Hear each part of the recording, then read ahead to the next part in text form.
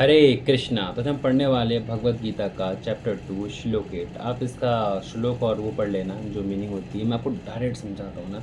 अब देखो, अर्जुन युद्ध में जीत जाता, ठीक है, निष्कंठ राज्य मिल जाता, यानी संपूर्ण राज्य मिल जाता, हार जाता तो स्वर्ग मिलता।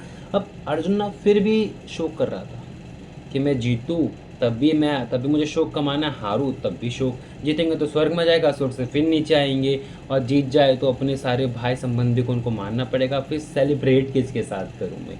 तो ऐसे ही हमें ना वास्तविक समस्या पे ध्यान देना चाहिए। हम क्या करते हैं ना, भौतिक चीज़ों पे ज़्यादा ध्यान देते हैं। वास्तविकता में है क्या, है ना। मृत्यु के बाद सब धरी की धरी रह जाएगी। भौतिक संसार में क्या होता है, जन्म होता है, मृत्यु होता है ना, तो वृद्धि भी होती है, इसमें बीमार भी पड़ती है। ये चार चीज़ों से इंसान की बॉडी गुजरती रहती है, लेकिन लोग तब भी वास्तविक सच्चाई के पास जाता ही नहीं है। अब लोग अपने पूरे डोले बनाएंगे, शोले बनाएंगे, ये करेंगे वो करेंगे, आत्मा पे ध्यान नहीं देंगे।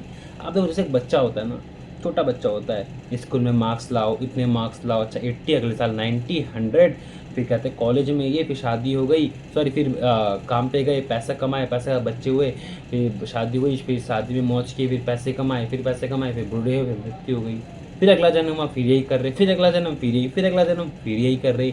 तो हमें इस चक्कर से बचना, हमें वास्तविक समस्या की ओर ध्यान देना है।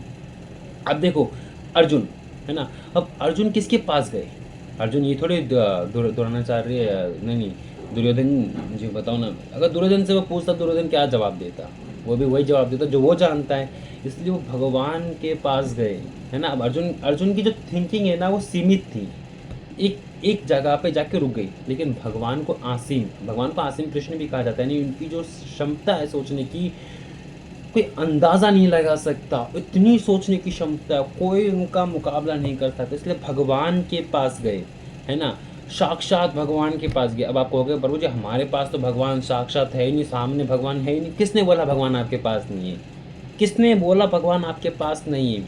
भगवान जी दिखाओ मैं कहाँ है, भगवान देखो, भगवान हमारे ये रहे, भगवत गीता है हमारी, भगवान भगवत गीता के रूप में भगवान है, गुरु के रूप में भगवान है, भागवतम के रूप में भगवान है, हरे कृष्ण महामंत्र के रूप में भगवान है, हम माला करते उसमें भगवान है, हर जगह भगवान है। बस हम क्या करते हैं, हम अपनी भौतिक समस्या किससे पूछते हैं? भौतिक लोगों से पूछते हैं। हम भौतिक स्पिरिचुअलिटी सारे सवाल हमें अपने आध्यात्मिक गुरु से पूछना चाहिए, प्रमाणिक गुरु से पूछना चाहिए, भगवत गीता से पूछना चाहिए। सॉल्यूशन आपके सामने होगा।